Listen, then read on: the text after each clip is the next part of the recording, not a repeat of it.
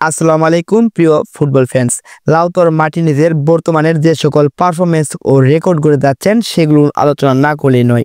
Inter মিলানের হয়ে Lautaro Martinez 40 ম্যাচে 21 গোল করেছেন ও অবদান রেখেছেন 6 অ্যাসিস্টে। গোল অ্যাসিস্টে তিনি অবদান রেখেছেন মোট 27 বার এবং গত মৌসুমে যদি লক্ষ্য করি 44 ম্যাচে খেলে তিনি করেছিলেন 34 গোল অ্যাসিস্ট। তার এই অবদানটা অনেক বড় সংখ্যার পরিচয় না দিলেও ইন্টার মিলান যে স্টাইলে ফুটবল খেলে সেখানে একজন স্ট্রাইকারের জন্য এত গোল করা পসিবল নয়, কারণ তার স্টেজটা অন্য আরেকজন স্ট্রাইকারের সাথে শেয়ার করতে হয় এবং প্রায়ই তাকে নাম্বার 10 বা নাম্বার 10-এর মতো রোল প্লে করতে হয়। ঠিক এমন সিচুয়েশনে লাউতারোর অবদানটা অনেক ছোট করে দেখার কোনো অবকাশই রাখে না, কেননা লাউতারো মার্টিনেজের 21 গোলের পাশাপাশি দলের আরেক স্ট্রাইকার মার্কুস তুরামেরও 21 গোল ও 9 অ্যাসিস্ট রয়েছে এবং হাকান চানহালুগুর এই মিডফিল্ডারেরও অনেক গোলের অবদান রয়েছে। এই মিডফিল্ডার 10 গোল ও 5 অ্যাসিস্ট রয়েছে। শুধু তাই নয়, এই টিমের ডিফেন্সে থাকা ডেনজেন ডুমফ্রিজ তিনি মিডফিল্ডার হওয়া সত্ত্বেও 11 গোল অ্যাসিস্টের অবদান রেখেছেন। 11 গোলে অবদান রেখেছেন। তার মানে কি বোঝায়? এর মানে হলো ইন্টার মিলান এমন একটি দল যেখানে শুধু স্ট্রাইকার কিংবা নাম্বার 10 প্লেয়াররা গোল করবেন না, সেখানে উইঙ্গার, মিডফিল্ডার, ডিফেন্সিভ প্লেয়াররাও গোল অপরচুনিটি পেয়ে থাকবেন। আর এই দিক থেকে লাউতারো মার্টিনেজের গোলের সংখ্যাটা দ্য মোস্ট সিগনিফিকেন্ট বলে মনে করি। আমরা যদি আরো অন্যান্য সিজনগুলো লক্ষ্য করি, দেখব বর্তমান এই সিজনের তুলনায় বাকি সিজনগুলোতে ইন্টার মিলানের ক্যাপ্টেন লাউতারো মার্টিনেজ তার আসল রূপ চিনাতে পারেনি।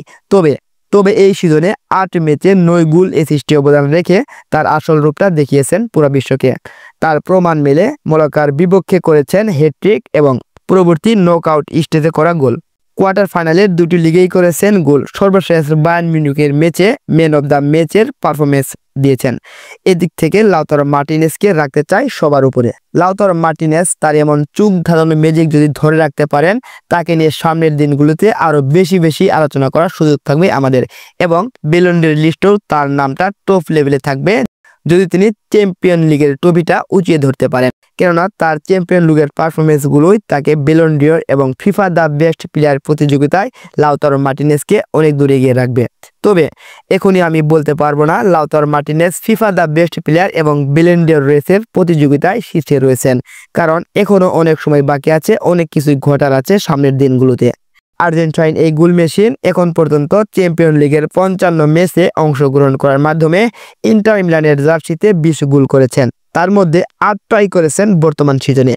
লাউতারো যদি ব্যালন ডি'র কিংবা ফিফা দ্য বেস্ট প্লেয়ারের তালিকায় নাম লিখাতে চায়, তাকে আগামী বার্সার বিপক্ষে সেমিফাইনালের ম্যাচে লড়াই করতে হবে বীরের মতো। ছিনিয়ে আনতে হবে জয়, করতে হবে গোল অ্যাসিস্ট, যার মাধ্যমে ফাইনালের একটা সুযোগ তৈরি করার সম্ভাবনা থাকবে। লাউতারো মার্টিনেজ কিভাবে নিজেকে তুলে ধরবেন তা নিয়ে নির্ভর করে সামনের ম্যাচগুলোর পারফরমেন্সের উপর। প্রিয় ফুটবল প্রেমী, আপনারা ফুটবলের এরকম আপডেট ও নিত্য নতুন নিউজ পেতে আমার এই চ্যানেলটিকে অবশ্যই সাবস্ক্রাইব করবেন এবং লাইক কমেন্ট করতে ভুলবেন না। এছাড়াও আমার একটি ফেসবুক পেজ আছে যেটার লিঙ্ক আমি ডিসক্রিপশনে দিয়ে দিয়েছি, সেটা একটু ফলো করে আসবেন। ধন্যবাদ সবাইকে। আসসালামু আলাইকুম।